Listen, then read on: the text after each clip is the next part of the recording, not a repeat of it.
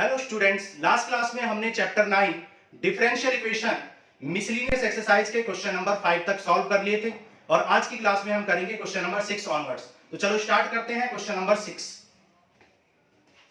देखो question number 6 करते हैं। अब देखो क्वेश्चन नंबर 6 में आपको जनरल सॉल्यूशन फाइंड करना है, ठीक है। जनरल सॉल्यूशन तो आप इसको देखो अंडर रूट में लिख सकते हो, under root 1 minus y square upon under root 1 minus x square equal to 0, ये भी लिख सकते हो, ठीक है। अब इस प्लस टर्म को अगर इस साइड लाओगे तो ये नेगेटिव हो जाएगा, under root 1 minus y square upon under root 1 minus x square. आप देख सकते हो यहाँ पर आप वेरिएबल सेपरेबल कर पा रहे हो, तो वेरिएबल सेपरेबल कर लो, dx को इस साइड ले आओ और y वाले टर्म्स को dy के पास ले आओ। ये नेगेटिव है, इसको इधर ले आओगे तो ये पॉजिटिव हो जाएगा।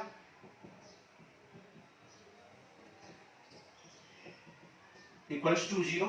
Now integrating both side, integrate कर लो तो 1 upon under root 1 minus y square क्या होता है, साइन इनवर्स y होता है, और 1 upon under root 1 minus x square sine inverse x होता है, और प्लस एक कांस्टेंट कर दो। So this will be your answer for question number 6। तो ये था क्वेश्चन नंबर 6। नेक्स्ट करते हैं क्वेश्चन नंबर 7। देखो क्वेश्चन नंबर 7 करते हैं। कह रहा show that the general solution of this differential equation is given by this where a is the parameter. देखो पैरामीटर जो वर्ड यूज हुआ है डिफरेंशियल इक्वेशन में, पैरामीटर का मतलब यहां पर क्या है, आर्बिट्री कांस्टेंट से है, ठीक है। तो पैरामीटर जो वर्ड यूज हुआ है पूरी डिफरेंशियल इक्वेशन चैप्टर में, उसका मतलब है आर्बिट्री कांस्टेंट, ठीक है। तो कह रहा है कि prove that the solution of this differential equation is this where a is the parameter. तो देखते हैं, देखो क्या करते हैं, स्टार्ट करते हैं, क्या करें। तो ये क्वेश्चन है, सबसे पहले इस टर्म को इस साइड ले जाओ तो dy by dx equal to आ जाएगा negative y square plus y plus 1 upon x square plus x plus 1, ठीक है। अब देखो यहां पर वेरिएबल सेपरेबल आप कर सकते हो इजीली, तो y वाले टर्म्स को dy के अपॉन में ले जाओ और x वाले टर्म्स को इधर ले जाओ राइट साइड में, ठीक है। अब देखो ये नेगेटिव टर्म है, इस नेगेटिव टर्म को लेफ्ट साइड में ले जाओगे तो ये पॉजिटिव हो जाएगा, तो dy by y square plus y plus 1 equal to plus dx upon x square plus x plus 1 equal to 0 हो जाएगा, ठीक है। यहां तक क्लियर। अब देखो क्या करेंगे, इसको कंप्लीट स्क्वायर बनाने की कोशिश करते हैं। तो कंप्लीट स्क्वायर बनाना आपको आता ही है।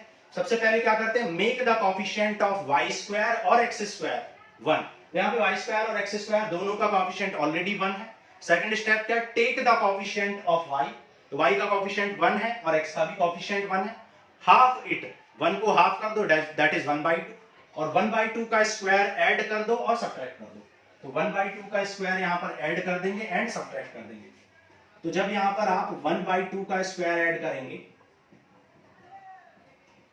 और 1/2 का स्क्वायर सब्ट्रैक्ट करेंगे तो ये मिल जाएगा, और इधर भी आपका dx upon x square plus x, यहां भी 1/2 का स्क्वायर ऐड कर देंगे और 1/2 का स्क्वायर सब्ट्रैक्ट कर देंगे और इक्वल टू में 0 है, ठीक है।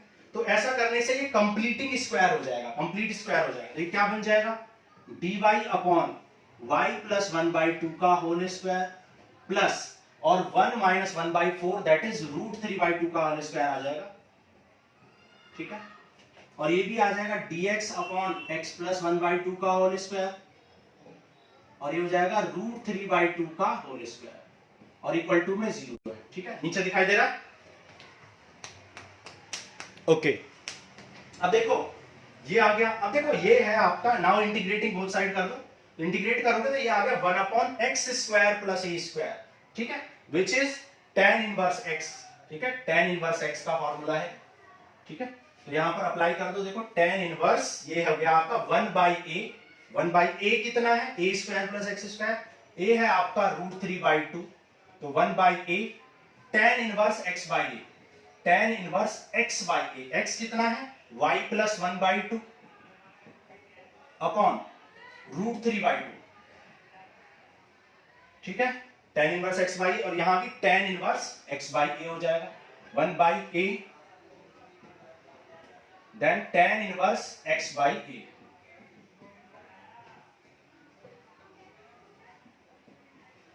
Equal to 0। ओके, अब देखो यहां पर आप देख सकते हो ये 2/√3 हो जाएगा, 2/√3, और ये एलसीएम लोगे तो 2y + 1 अपॉन 2 हो जाएगा,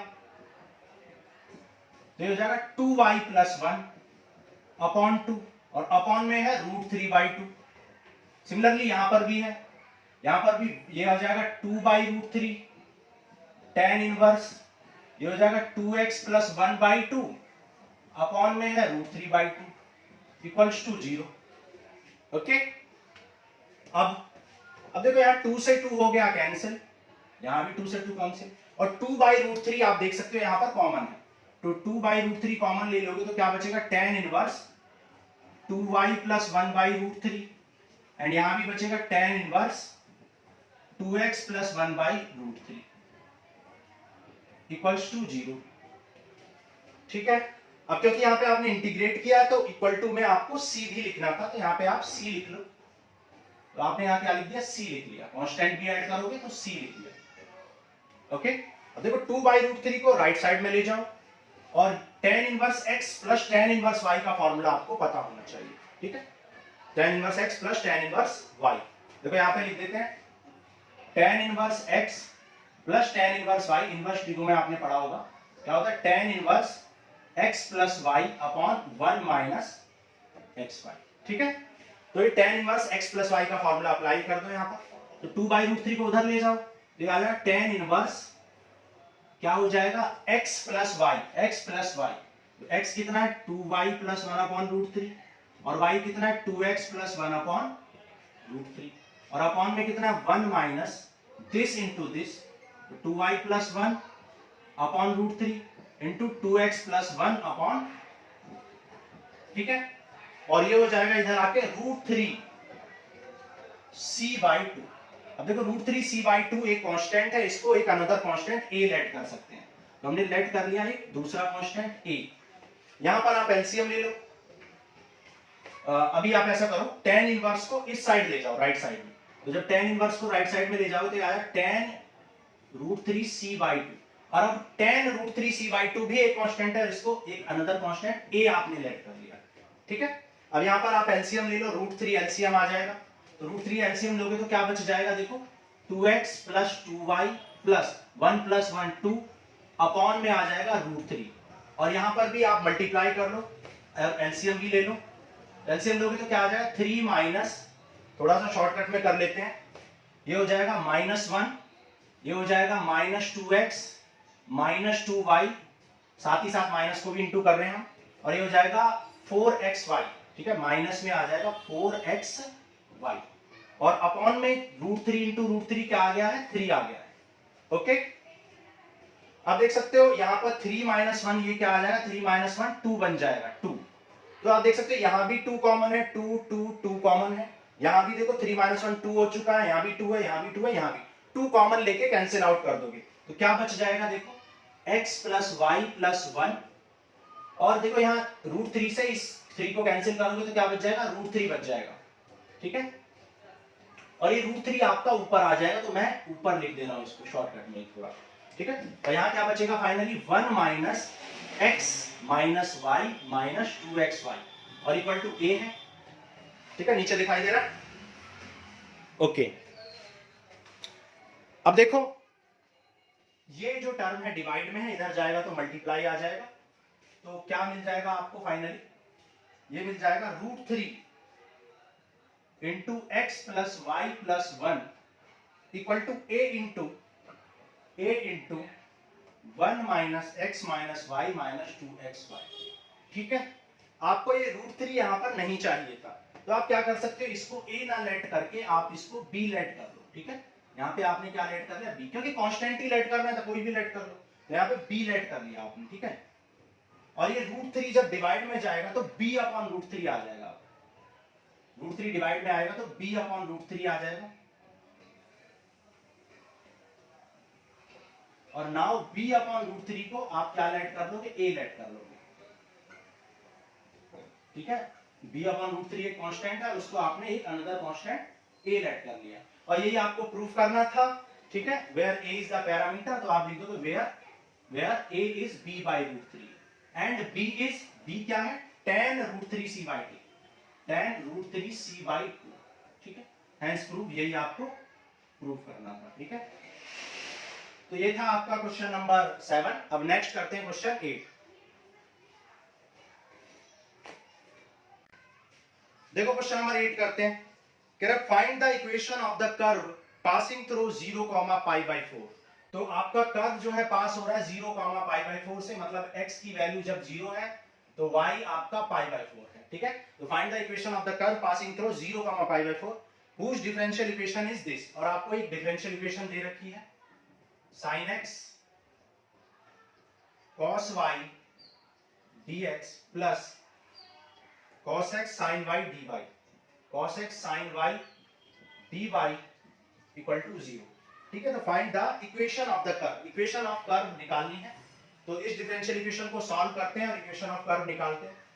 देखो यहाँ पर dx है, यहाँ पर cos y है, तो आप cos x वाले टर्म्स को और y वाले टर्म्स को सेपरेट यहाँ पर कर सकते हो इजीली। तो आप क्या करोगे, देखो dx के पास cos y नहीं रहना चाहिए और dy के पास cos x नहीं रहना चाहिए, तो इसलिए हम इस इक्वेशन को क्या करेंगे, इस इक्वेशन को cos y से डिवाइड कर देंगे। तो cos y से डिवाइड करने से क्या होगा, यहां से ये cos वाला टर्म वैनिश हो जाएगा और क्या बचेगा, sin x dx बच जाएगा।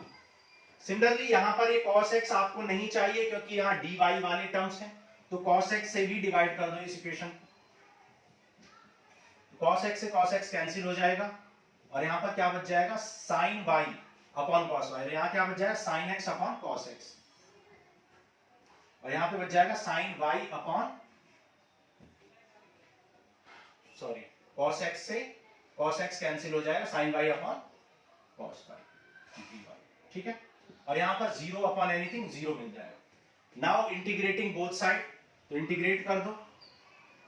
तो इंटीग्रेट करोगे जब आप, तो क्या होगा, 0 का इंटीग्रेशन 0 हो जाएगा, प्लस सम कांस्टेंट कर लेंगे।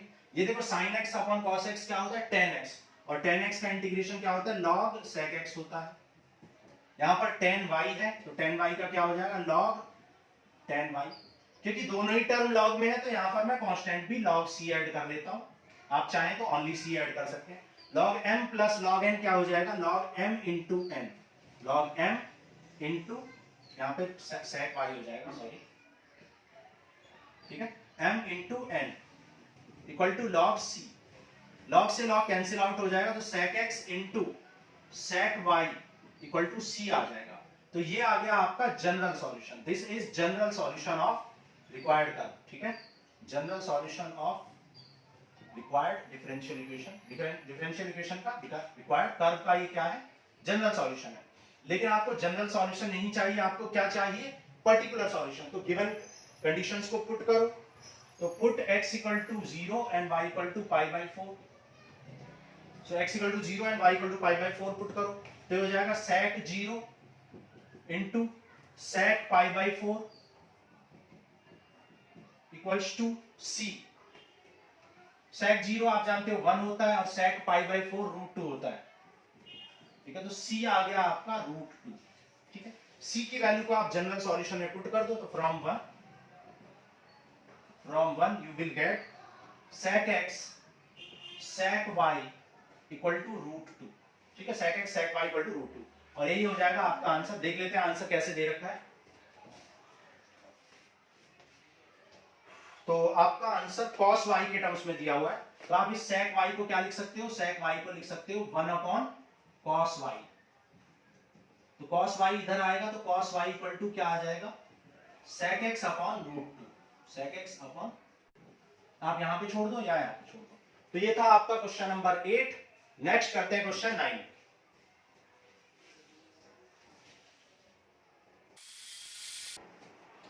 देखो क्वेश्चन नंबर 9, कह रहा find the particular solution of this differential equation given that y equal to 1 when x is 0।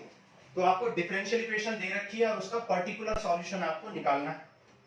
क्या है differential equation, 1 plus e power 2x into dy plus 1 plus y square into e power x d x equal to 0, और आपको given है y equal to 1 when x is 0।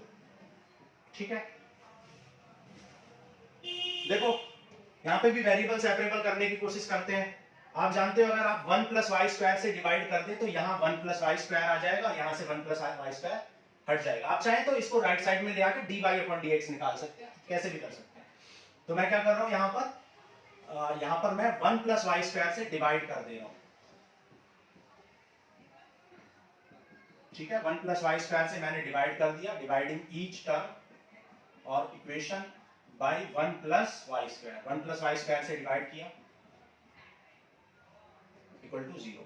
ठीक है, 0 में divide करने से कोई फायदा नहीं है तो 0 ही रहेगा। यहां से देखो 1 प्लस वाई स्क्वायर से 1 प्लस वाई स्क्वायर कैंसिल हो जाएगा। अब यहाँ पे 1 प्लस ई पावर 2x भी आपको नहीं चाहिए। ठीक है, 1 प्लस ई पावर 2x भी नहीं चाहिए, तो 1 प्लस ई पावर 2x से भी डिवाइड कर दो। तो यहाँ 1 प्लस ई पावर 2x से ये कैंसिल हो जाएगा, तो क्या बचेगा dy upon 1 plus x square y square, और यहाँ बचेगा ex upon 1 plus e power 2x dx। अब आप देख सकते हो यहाँ पे वेरिएबल सेपरेबल हो चुके हैं, y वाले टर्म्स और x वाले टर्म्स वेरिएबल्स सेपरेट हो चुके हैं। Now integrating both side, integrate कर दो। ये है tan इनवर्स y प्लस, अब यहाँ पे आप देखो इसको क्या लिख सकते हो, e power x upon 1 plus e power x whole square लिख सकते हो। ठीक है, और यहाँ पर e पावर x को t लेट कर लो, e पावर x को t लेट करोगे तो dt इक्वल टू आ जाएगा e पावर x dx। तो e पावर x dx क्या आ जाएगा, dt upon 1 plus t square आ जाएगा, और इक्वल टू सम कांस्टेंट कर लो। ठीक है, ये है tan इनवर्स y और ये आ जाएगा आपका tan इनवर्स t। t की वैल्यू पुट कर दो e power x, so tan inverse y plus tan inverse e power x equal to c आ जाएगा। This is general solution, general solution of differential equation. लेकिन आपको particular solution निकालना है तो गिवन कंडीशंस को पुट करेंगे। So put the given condition y equal to 1 and x equal to 0। तो y इक्वल टू 1 पुट कर दो and x equal to 0 put कर दो। आप जानते हो 1 किसकी वैल्यू होती है, पाई बाई 4 45 डिग्री की, और e पावर 0 क्या हो जाएगा, e पावर 0 भी 1 होता है, तो ये भी आ जाएगा 45 एंड 45 क्या आ जाएगा 90, दैट इज पाई बाई 2। तो c आ गया आपका पाई बाई 2। ठीक है, तो जनरल इक्वेशन में पुट कर दो, लेट इक्वेशन नंबर 1, तो फ्रॉम 1 और putting the value of c in the general solution, तो क्या मिल जाएगा tan inverse y plus tan inverse e power x equal to pi by 2 and this will be your answer. Next question करते हैं, check कर लेते हैं एक बार आंसर क्या गिवन है। तो आंसर आपका गिवन है tan इनवर्स, ठीक है, बिल्कुल ठीक है। तो ये था आपका क्वेश्चन नंबर 9। नेक्स्ट करते हैं क्वेश्चन 10।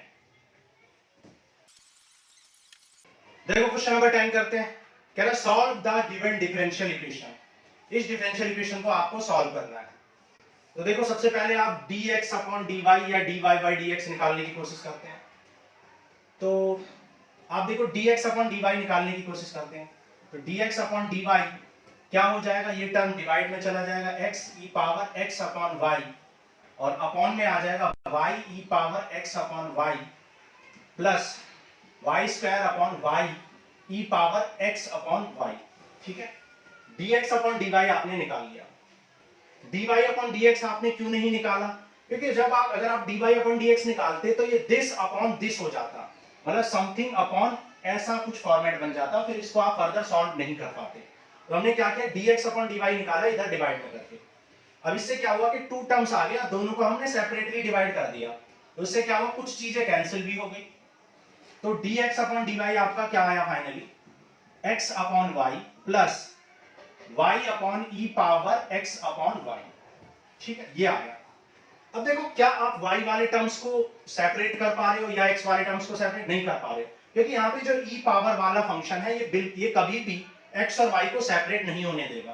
तो यहाँ ये वेरिएबल सेपरेबल तो नहीं है, तो ये वेरिएबल सेपरेबल नहीं है। क्या ये होमोजीनियस है, तो आप देख सकते हो होमोजीनियस भी ये नहीं है, क्योंकि इस फंक्शन की पावर आप देख सकते हो, इस फंक्शन की ओवरऑल पावर 0 है क्योंकि यहाँ x की पावर 1 है, y की भी पावर 1 है, तो ओवरऑल पावर 0 है। जबकि इस फंक्शन की पावर यहाँ पर 1 है और इसकी पावर 0 है, तो यहाँ पर ओवरऑल फंक्शन की पावर 1 है, तो ये होमोजीनियस नहीं है, क्योंकि ईच टर्म की पावर इक्वल नहीं है। तो ये होमोजीनियस भी नहीं है, मतलब ये रिड्यूसिबल वेरिएबल सेपरेबल भी नहीं है, ना ही ये वेरिएबल सेपरेबल है। तो अब हम क्या करें, लीनियर डिफरेंशियल इक्वेशन सॉल्व करने की कोशिश करते हैं। अब देखो लीनियर डिफरेंशियल इक्वेशन भी हम ये नहीं बना पा रहे हैं, first order linear differential equation, क्योंकि यहाँ पर इस टर्म में भी y है, इस टर्म में भी y है। क्योंकि आप जानते हो कि लीनियर डिफरेंशियल इक्वेशन क्या होती है, dy/dx plus px into y equal to qx। तो p और x किसके p और q x के फंक्शन होते हैं और px के इनटू में y होता है, यहाँ पर कोई y नहीं होता है। जबकि यहाँ पर इस टर्म में भी y है, इस टर्म में भी y है, तो ये फॉर्मेट भी नहीं बन पा रहा है। ठीक है, ये फॉर्मेट भी नहीं बन पा रहा है। तो अब हमें कुछ और सोचना पड़ेगा। तो अब हम क्या करेंगे, हम देख सकते हैं कि ये जो x अपॉन y है, ये यहाँ पर प्रॉब्लम क्रिएट कर रहा है। तो हम क्यों ना इस x अपॉन y को सब्स्टिट्यूट कर दें या हटा दें किसी भी तरीके से। तो हम करते हैं पुट करते हैं x upon y equal to u, put u equal to x upon y। तो हमने x अपॉन y को u लेट कर दिया और अब हम dx अपॉन dy की वैल्यू निकालने की कोशिश करेंगे, dx अपॉन dy की वैल्यू। ओके, तो यहां से पहले x इक्वल टू क्या आ जाएगा, u इंटू y आ जाएगा, x equal to u into y। अब dx अपॉन dy निकाल लो, differentiating both side with respect to y। तो u को एज इट इज लिखेंगे और y को डिफरेंशिएट करेंगे, प्लस y को एज इट इज, फिर u को डिफरेंशिएट। तो यहां जानते हो u y का डिफरेंशिएशन 1, तो u plus y du by dy, ये आ जाएगी आपकी dx अपॉन dy की value. Now putting the value of dx upon dy in equation number 1। तो dx अपॉन dy की वैल्यू को आप यहां पर पुट कर देंगे। तो जब आप dx अपॉन dy की वैल्यू को यहां पुट करेंगे तो क्या मिल जाएगा आपको, u plus y du by dy equals to x upon y को आपने u पुट किया है, तो ये u हो जाएगा प्लस, और y अपॉन ये हो जाएगा y upon e power u। ठीक है, y upon e power u। अब आप देख सकते हो ये टर्म u से u कैंसिल हो रहा है। ठीक है, इस टर्म को इस टर्म से हमने कैंसिल कर दिया, तो ये आ गया y du by dy equals to y upon e power u। अब आप देख सकते हो कि यहाँ पर y से y भी कैंसिल आउट हो रहा है, और u वाले टर्म्स को आप एक साइड में ले आओ और y को इधर ले जाओ। Now integrating both side you will gate e power u का इंटीग्रेशन क्या हो जाएगा, e पावर u, और 1 का इंटीग्रेशन क्या हो जाएगा, y प्लस सम कांस्टेंट कर देंगे। ठीक है, और u की वैल्यू पुट कर दो, u आपका क्या था, e power x upon y equal to y plus some constant. तो ये हो जाएगा आपका आंसर। देख लेते हैं आंसर किस फॉर्म में दे रखा है। क्वेश्चन नंबर 10 बिल्कुल ठीक है, यही आपका आंसर है। तो आपने देखा कि जब कोई इक्वेशन, जब कोई भी डिफरेंशियल इक्वेशन ना तो वेरिएबल सेपरेबल होती है, ना रिड्यूसिबल वेरिएबल सेपरेबल, होमोजीनियस या लीनियर डिफरेंशियल इक्वेशन नहीं होती है, तो हम उस टर्म को सब्स्टिट्यूट करने की कोशिश करते हैं जो हमारी प्रॉब्लम क्रिएट कर रहा है, x अपॉन y। क्योंकि x अपॉन y यहां ना होता तो हम y और x को शायद सेपरेट कर पाते। तो हमने सबसे पहले x अपॉन y को ही रिप्लेस किया, और उससे क्या हुआ, हमने देखा कि वेरिएबल सेपरेबल हो चुका है। तो ये था क्वेश्चन नंबर 10। अब करते हैं क्वेश्चन नंबर 11। देखो क्वेश्चन नंबर 11 करते हैं। कह रहा find the particular solution of this differential equation and given y equal to -1 when x equal to 0। तो कंडीशन गिवन है और आपको एक डिफरेंशियल इक्वेशन गिवन है और आपको पर्टिकुलर सॉल्यूशन फाइंड करना है। तो सबसे पहले आप dy बाई dx की वैल्यू फाइंड करो। तो dy बाई dx की वैल्यू फाइंड करने के लिए सबसे पहले आपको इसको सॉल्व करना पड़ेगा। तो कर लो, ये हो जाएगा x dx plus x dy minus y dx minus y dy equal to dx minus dy। ठीक है, अब dx वाले टर्म्स को एक साइड ले आओ, कॉमन ले लो। इस dx वाले टर्म्स को इस साइड ले आओ, तो x dx plus minus y dx और माइनस dx इक्वल टू, अब देखो dy वाले टर्म्स को राइट साइड में ले जाओ, तो ये हो जाएगा y dy और ये हो जाएगा minus x dy minus dy। ठीक है, यहां पर dx कॉमन ले लो तो क्या बचेगा, x माइनस y माइनस 1। यहां पर dy कॉमन ले लो तो क्या बचेगा, y माइनस x माइनस 1। ठीक है, y माइनस x माइनस 1। ठीक है, देख लेते हैं x dx x dy minus y dx minus y dy dx minus dy।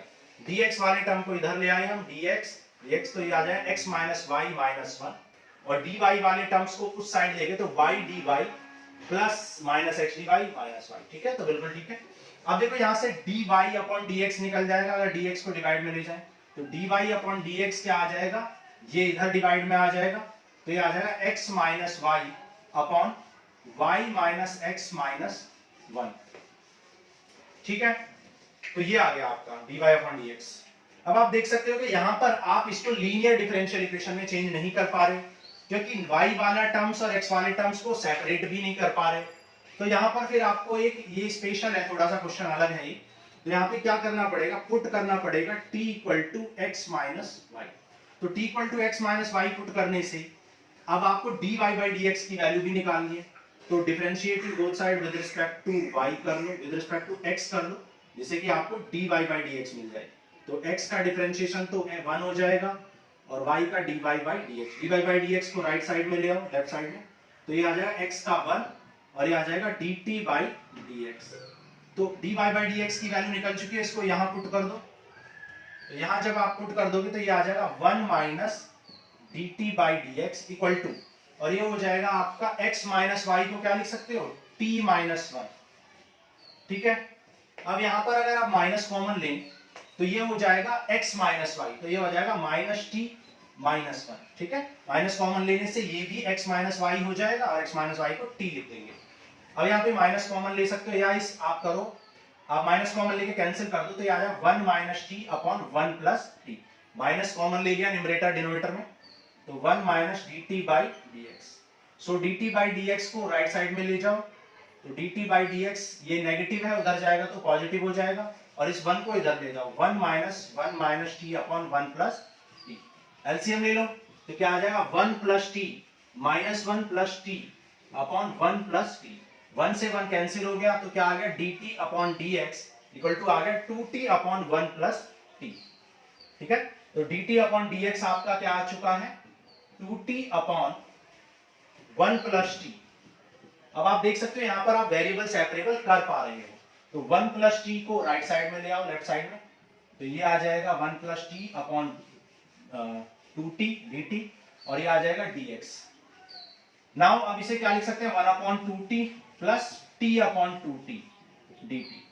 Integrating both side कर लो, इंटीग्रेट करोगे तो 1 अपॉन 2 कांस्टेंट है और 1 अपॉन t का log t हो जाएगा, t से t कैंसिल, तो 1 अपॉन 2 कांस्टेंट है और 1 का t हो जाएगा, और 1 का यहाँ पर x हो जाएगा प्लस सम कांस्टेंट कर लेंगे। t की वैल्यू पुट कर दो, t किसको लेट किया था आपने, x माइनस y को, तो t पुट कर दो x माइनस y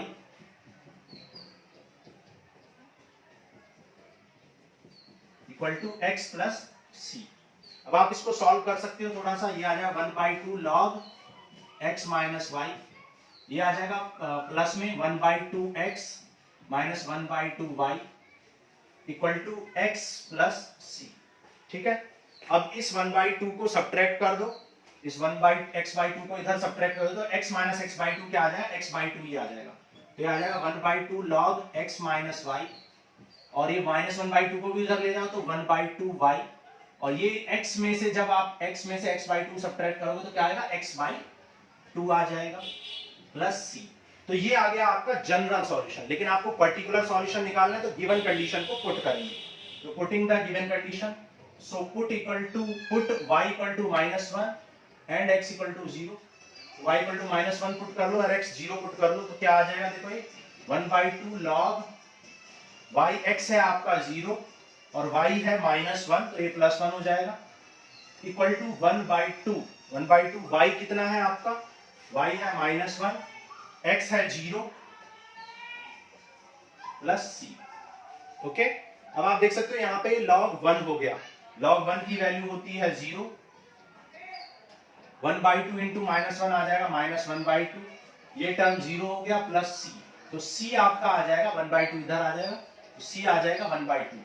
तो c की वैल्यू यहाँ पर पुट कर दो जनरल सॉल्यूशन में, तो जनरल सॉल्यूशन में जब c की वैल्यू पुट करोगे तो ये आ जाएगा 1/2 log x minus y equal to y/2 plus x/2 plus 1/2। आप देख सकते हो 1/2 कॉमन लेके कैंसिल हो जाएगा, तो आंसर आ जाएगा log x minus y equal to x plus y plus 1। So this will be your particular solution देख लेते हैं आंसर क्या दे रखा है।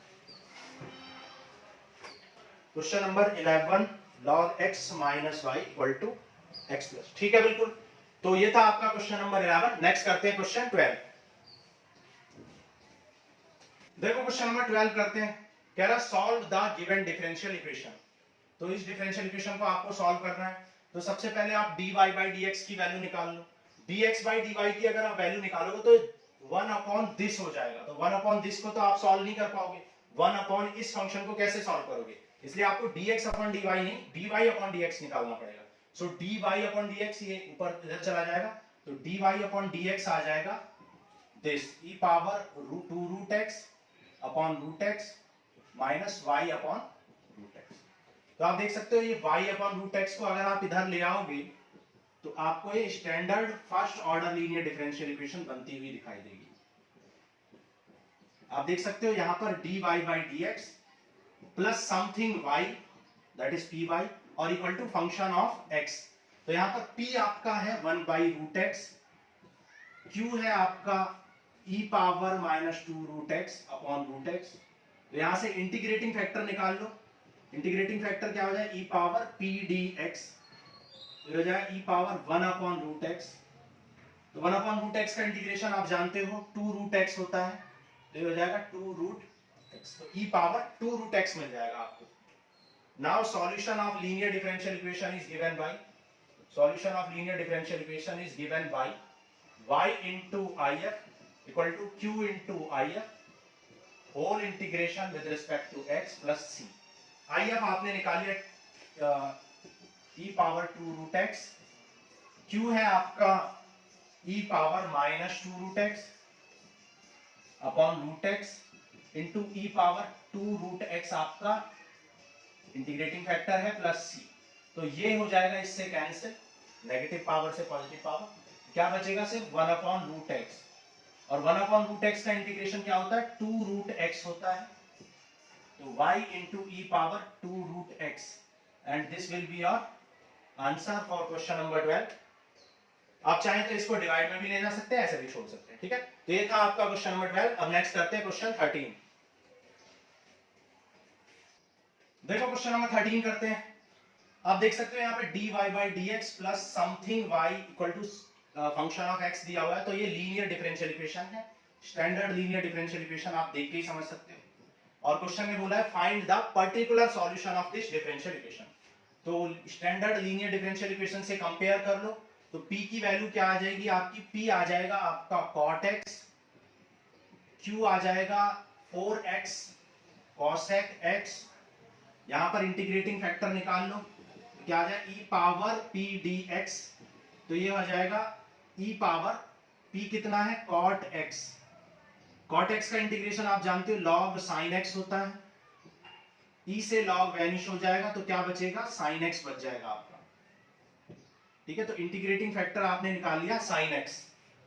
Okay, now we know that the solution of linear differential equation, solution of linear differential equation is given by y into if equal to q into if whole integration with respect to x plus c। if की value put कर दो यहां पर, तो ये हो जाएगा आपका y into sin x,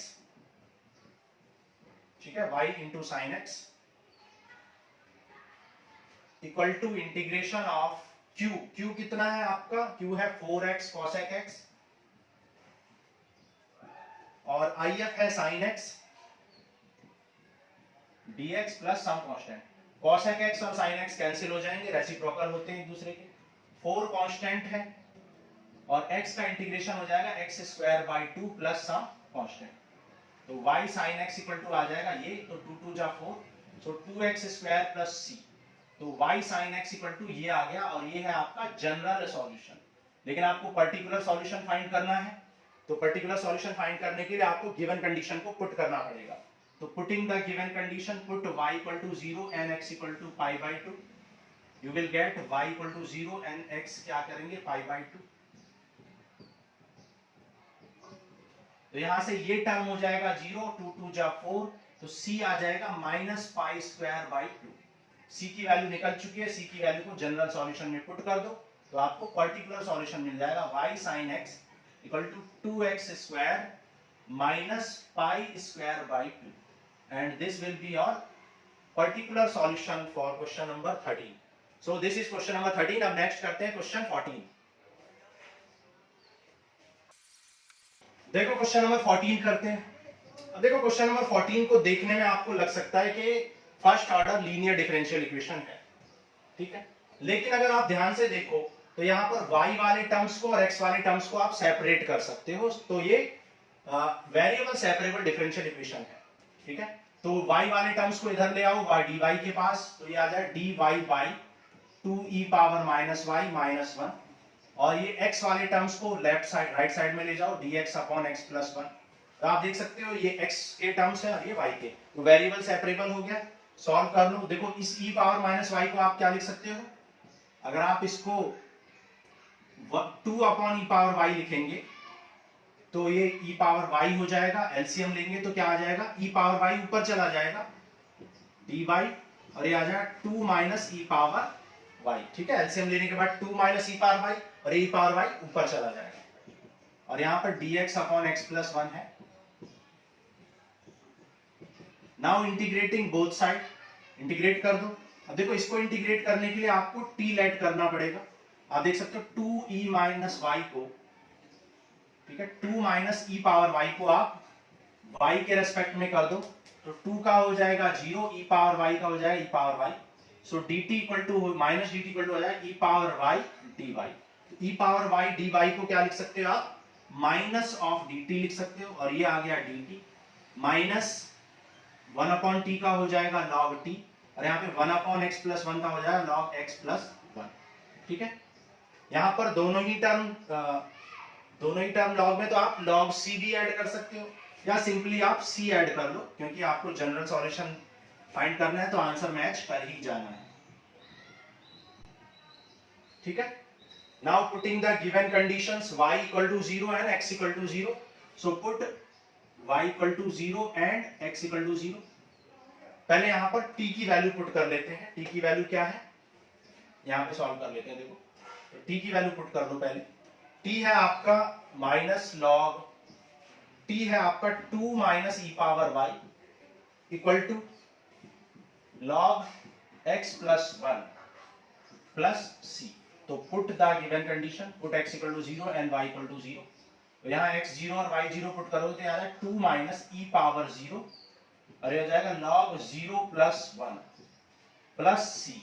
आप देख सकते हो 2 e पावर 0 क्या होता है 1, तो ये जाएगा 2 माइनस 1, और 2 माइनस 1 क्या हो जाएगा log 1, ठीक है। और ये भी 0 प्लस 1 log 1 हो जाएगा, तो log 1 भी 0 होता है, ये भी 0 होता है, तो c आ गया आपका 0। तो c की वैल्यू आपने फाइंड कर ली, तो जनरल सॉल्यूशन में पुट कर दो। ये आपका क्या है, जनरल सॉल्यूशन, ठीक है। जब c की वैल्यू नहीं पता होती है तो उसे क्या कहते हैं, जनरल सॉल्यूशन। तो c पुट कर दो। तो यहाँ पर c पुट करने के बाद आपका क्या आ जाएगा, minus log 2 minus e power y equal to log x plus 1, और c आ जाएगा आपका 0, ठीक है। अब देखो माइनस है, इस माइनस को पावर में ले जा सकते हो, तो आ जाएगा log 2 minus e y power minus 1, और इसे आप क्या लिख सकते हो, 1 अपॉन में लिख सकते हो, ठीक है। इसको आप क्या लिख दोगे, 1 अपॉन दिस, log से log वैनिश हो जाएगा, तो क्या आ जाएगा 1 upon 2 minus e power y equal to x plus 1। अब आप इसको मल्टीप्लाई में ले जा सकते हो, तो ये आ जाएगा x plus 1 into 2 minus e power y equal to 1। देख लेते हैं आंसर क्या दे रखा है।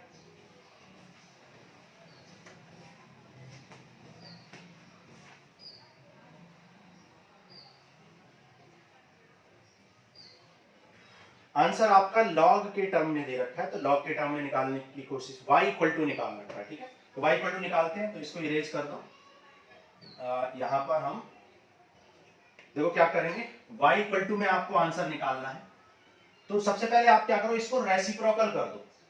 तो जब यहां पर आप इसको रेसिप्रोकल करोगे तो क्या आ जाएगा, 2 minus e power y equal to में आ जाएगा 1 अपॉन x प्लस 1, ये आ जाएगा 1 अपॉन x प्लस 1।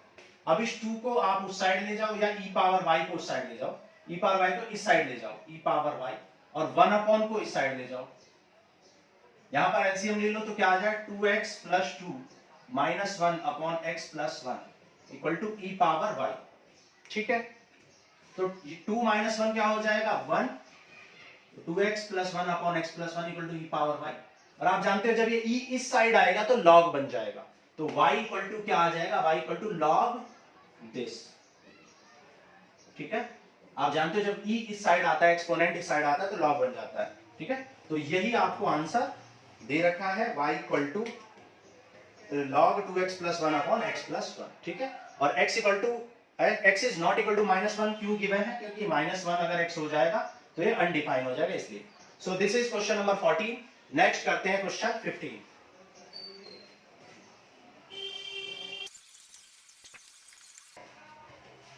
देखो क्वेश्चन नंबर 15 करते हैं।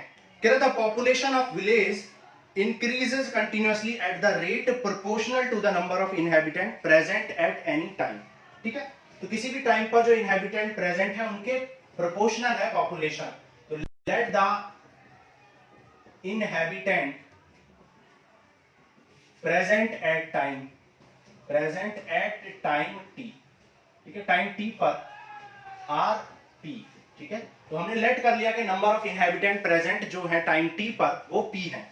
कह रहा था population of village increases continuously at the rate of proportional to the number of inhabitant. तो कह रहा रेट ऑफ चेंज और rate of increase of the population is directly proportional to the population at the present और at any time. ठीक है, तो rate of change of increase of population is directly proportional to the inhabitant present at time t। तो ये हो गया, तो अब आप इसको सॉल्व कर लो। प्रोपोर्शनैलिटी हटाते हैं तो एक कांस्टेंट आ जाता है k, आप जानते हो। यहां पर p वाले टर्म्स को सेपरेट कर लो तो dp by p equal to हो जाएगा k dt। Now integrating both side, 1 upon p का हो जाएगा log p और k और 1 का हो जाएगा t प्लस सम कांस्टेंट। ये हो गई आपकी इक्वेशन नंबर 1। तो अभी तक हमने एक सेंटेंस को सॉल्व किया।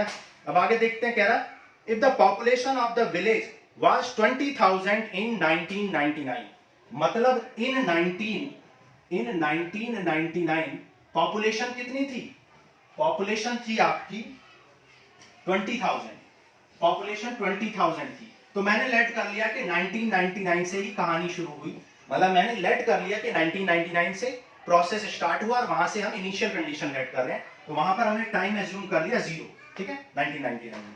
ठीक है, तो इस कंडीशन को पुट कर दो।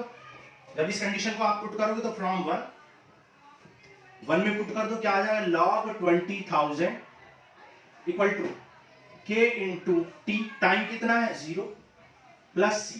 तो यहां से c की वैल्यू आ जाएगी log 20,000। Now putting the value of c in equation number 1 you will get log p equal to kt plus log 20,000। ठीक है, log 20,000 को लेफ्ट साइड में ले आओ तो ये आ जाएगा log p minus log 20,000 equal to kt, equal to में आ जाएगा kt।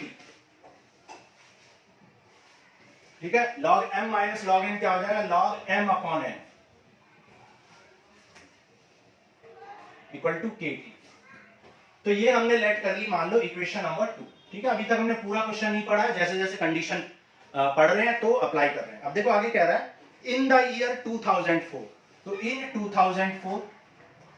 2004 में टाइम कितना हो जाएगा, 1999 से स्टार्ट हुआ प्रोसेस तो 5 ईयर बाद 2004 हो जाएगा, तो टाइम अब कितना हो चुका है 5 इयर्स हो चुके हैं। इन 2004 पॉपुलेशन इज 25,000, तो अब न्यू पॉपुलेशन क्या आ गई है 25,000 आ गई। ठीक है, न्यू पॉपुलेशन 25,000 आ गई है। तो फ्रॉम 2 अब इक्वेशन नंबर 2 में कंडीशन को पुट कर दे। ठीक है, इस कंडीशन को पुट करो log p upon 20,000 equal to आ जाएगा k t। t कितना है, चलो अभी t लिख देते हैं फ्रॉम 2। तो यहाँ पे t p कितना पुट कर दो, p आ गया 25,000 upon 20,000 equal to k into t है आपका 5 ईयर। 30 से 30 5 जा एंड 5 4 जा, तो ये आ गया log 5/4 और ये डिवाइड में आ जाएगा तो 1/5 log। तो यहां से k की वैल्यू आपकी आ गई। Now putting the value of k in equation number 3, मान लो इक्वेशन नंबर 3 में आपने वैल्यू को पुट कर दिया, 2 में पुट कर दो, 2 में कर दो, तो इन इक्वेशन नंबर 2। ठीक है, इक्वेशन 2 में आपने k की वैल्यू पुट कर दी, तो यहां से आपको क्या मिलेगा, यहां से मिल जाएगा log p upon 20,000 equal to k आपका कितना है 1/5 log 5/4, ठीक है, के इंटू टी। ठीक है, ये पुट कर लिया आपने, के की वैल्यू को उठा के पुट कर दिया। सबसे पहले आपने क्या किया, देखो मैं फिर से बता देता हूं, rate of increase of population is directly proportional to the population. तो यहां से कांस्टेंट आ जाएगा, टी वाले टर्म को इधर ले आओ, पी वाले टर्म को इधर आए, वेरिएबल सेपरेबल, 1/p का log p, के कांस्टेंट है, 1 का t हो जाएगा, प्लस हम कांस्टेंट कर देंगे इंटीग्रेशन करने के लिए। फिर क्या है 1999 में पॉपुलेशन इतनी है, तो मैंने टाइम 0 किया तो पॉपुलेशन इतनी पुट कर दी, वहां से c की वैल्यू आ गई, c की वैल्यू को मैंने इक्वेशन नंबर 1 में पुट कर दिया। c की वैल्यू को इक्वेशन नंबर 1 में पुट करने से आपको एक और इक्वेशन मिल गई, इक्वेशन नंबर 2। अब कह रहा है इन 2004 में आप जानते हो 5 इयर्स हो चुके होंगे 1999 से 2004 तक 5 ईयर, पॉपुलेशन इज 25,000। तो यहां पर पॉपुलेशन की वैल्यू 25,000 पुट कर दिया, टाइम की वैल्यू 5, तो यहां से k की वैल्यू आ गई। अब k की वैल्यू को हमने इक्वेशन नंबर 2 में पुट कर दिया और यहां से ये आ चुका है। अब देखते हैं क्या पूछा है, कह रहा है what will be the population in 2009। अब पूछ रहा है कि इन 2009, अब देखो 2009 की जब बात कर रहा है तो 2009 तक कितने इयर्स कंप्लीट हो गए होंगे, इनिशियल से ही कंपेयर करना आपको, ठीक है, इनिशियल से कितने इयर्स हो चुके होंगे, 10 इयर्स हो चुके होंगे, ठीक है, तो 10 इयर्स बाद, तो इन 2009 टाइम क्या हो जाएगा 10 इयर्स, और टाइम की वैल्यू यहां पर 10 इयर्स पुट कर दो, तो log p upon 20,000 equal to हो जाएगा 1/5 log 5/4, और टाइम की वैल्यू क्या पुट कर देंगे 10, ठीक है, तो टाइम की वैल्यू 5 2 जा 10, तो ये आ गया 2 log 5/4, 2 log 5/4, ये 2 पावर में चला जाएगा तो स्क्वायर हो जाएगा, तो यहाँ 25/16, ठीक है, ये 2 पावर में आ जाएगा 25/16, तो यहां से log कैंसिल, तो p आ जाएगा 25/16 इंटू 20,000, ठीक है, कैंसिल आउट कर दो, 4 4 जा 4 5 जा 20, फिर 4 से कैंसिल कर दो, 4 1 जा 4 2 जा 8 4 0, मल्टीप्लाई करो, 25 5 जा 125, 12 25 2 जा 50 एंड 12 62, 25 1 जा 20 एंड 126, तो 26,250 हो जाएगी आपकी पॉपुलेशन ऑफ द विलेज, ठीक है, इन 2009। चेक कर लेते हैं आंसर, ठीक है, 31,250 आंसर आ रहा है, कुछ मिस्टेक की है हमने शायद, कैलकुलेशन चेक कर लेते हैं, 25/16 और 4 4 4 1 जा 4 4 2 जा 8 4 5 जा 25 5 जा 125 12 25 2 जा 50 एंड 12 62 2 बचा 6, 25 1 जा 25 एंड 6 क्या हो जाएगा, सॉरी 25 एंड 6 हो जाएगा 31, तो ये हो जाएगी 31,250 पॉपुलेशन हो जाएगी। तो ये था आपका क्वेश्चन नंबर 15। नेक्स्ट करते हैं क्वेश्चन 16। देखो क्वेश्चन नंबर 16 करते हैं। देखो आप जानते हो यहां डिवाइड में y है, इधर जाएगा तो मल्टीप्लाई हो जाएगा, तो y dx minus x dy equal to 0 हो जाएगा। अब y dx इक्वल टू क्या लिख सकते हो आप, x dy, ठीक है, इस टर्म को इधर लाए राइट साइड में। अब x वाले टर्म्स को dx के पास ले जाओ और y वाले टर्म्स को dy के पास ले जाओ, तो ये आपने वेरिएबल सेपरेबल कर लिया। नाउ इंटीग्रेटिंग बोथ साइड, तो 1/x का क्या हो जाएगा log x और 1/y का क्या हो जाएगा log y, प्लस हम कांस्टेंट कर लेंगे, ठीक है, log c ऐड कर लो, तो ये हो जाएगा log x equal to log m plus log n, क्या हो जाएगा log m into n, log से log कैंसिल हो जाएगा, तो x इक्वल टू yc आ जाएगा। तो देख लेते हैं कौन सा आंसर सही है, कौन सा ऑप्शन करेक्ट है, x इक्वल टू cy।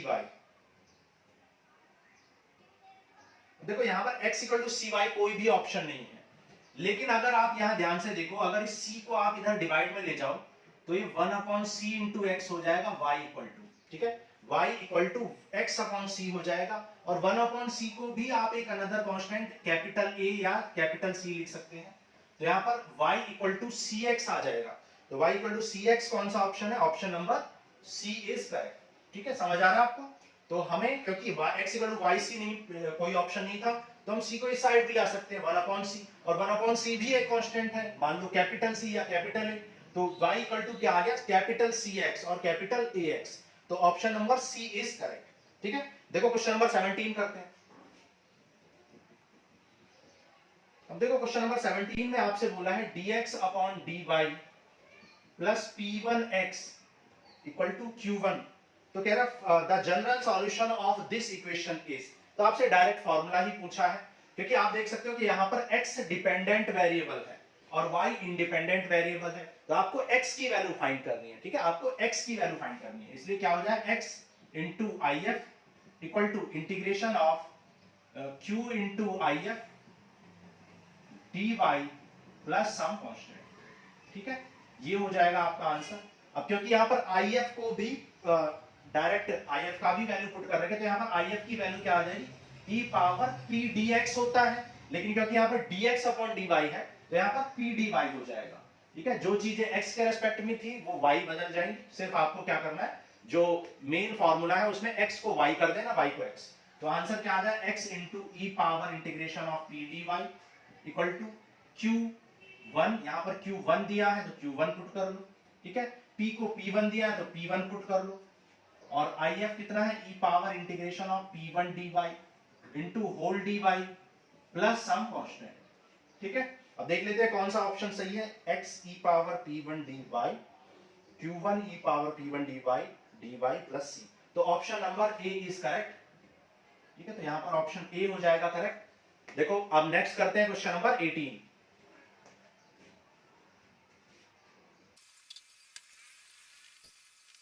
देखो क्वेश्चन नंबर 18 करते हैं। अब चेक करते हैं कि ये होमोजीनियस है या क्या है। ठीक है, देखो होमोजीनियस के लिए ईच टर्म की पावर 1 होनी चाहिए। आप देख सकते हो यहां पर तो e पावर x है, ठीक है, यहां पर तो 1 पावर है ही नहीं, यहां पर 1 पावर है लेकिन यहां e पावर x है, तो ये होमोजीनियस तो नहीं है। ठीक है, होमोजीनियस नहीं है। तो क्या ये वेरिएबल सेपरेबल है, देखते हैं। तो dx से सबसे पहले आप डिवाइड कर लो, फिर चेक करेंगे कि ये वेरिएबल सेपरेबल है या नहीं। तो dx से जब आप डिवाइड करोगे तो क्या हो जाएगा, यहाँ dy बाई dx और यहाँ dx एलिमिनेट हो जाएगा, तो ये आ जाएगा। अब आप देख सकते हो कि यहाँ पर आपको लीनियर डिफरेंशियल इक्वेशन बनती हुई दिखाई दे रही है। ठीक है, तो यहाँ पर लीनियर डिफरेंशियल इक्वेशन बन जाएगी of first order. e power x से सबसे पहली स्टेप क्या बताई थी आपको, make the coefficient of dy by dx 1। तो e पावर x से डिवाइड करेंगे तो यहाँ 1 हो जाएगा, यहाँ y हो जाएगा, और यहाँ 2x upon e power x हो जाएगा equal to 0। So dy by dx plus y equal to हो जाएगा minus 2x into e power minus x। ठीक है, 2 माइनस 2x अपॉन। ठीक है, अब इसे स्टैंडर्ड लीनियर डिफरेंशियल इक्वेशन से कंपेयर कर लो। ठीक है, तो क्या आ जाएगा, dy by dx plus py equal to q। तो यहां से p की वैल्यू आ गई 1 एंड q आपका आ जाएगा minus 2x e power minus x। Now integrating factor find कर लो। इंटीग्रेटिंग फैक्टर क्या हो जाएगा, e पावर p dx। तो p कितना है, p है आपका 1, तो ये आ जाएगा e power x। e power x आपका आ गया integrating factor. Now solution of linear differential equation is given by y into if equal to q into if integration dx plus some constant. तो यहां पर if आप चुका है आपका e पावर x, q आप चुका है आपका, q आपका क्या था, minus 2x e power x। if कितना है, e पावर x है, यहां पर e power minus x plus integration करेंगे plus some constant. e power x और e power minus x cancel out हो जाएंगे, तो क्या बचेगा, minus 2x dx plus c, और 2x का क्या हो जाएगा, x स्क्वायर बाई 2, 2 से 2 cancel plus some constant x square plus c। तो ये आ जाएगा y e power x equal to minus x square plus c। देख लेते हैं कौन सा ऑप्शन मैच कर रहा है। तो y e power x plus x square कर लो, y e power x plus x square equal to c। तो ऑप्शन नंबर c है आपका करेक्ट आंसर। ठीक है, so this ends with your miscellaneous exercise and आपका डिफरेंशियल इक्वेशन चैप्टर भी खत्म हो गया। अब नेक्स्ट चैप्टर स्टार्ट करेंगे, मिलते हैं नेक्स्ट लेक्चर में। Thank you.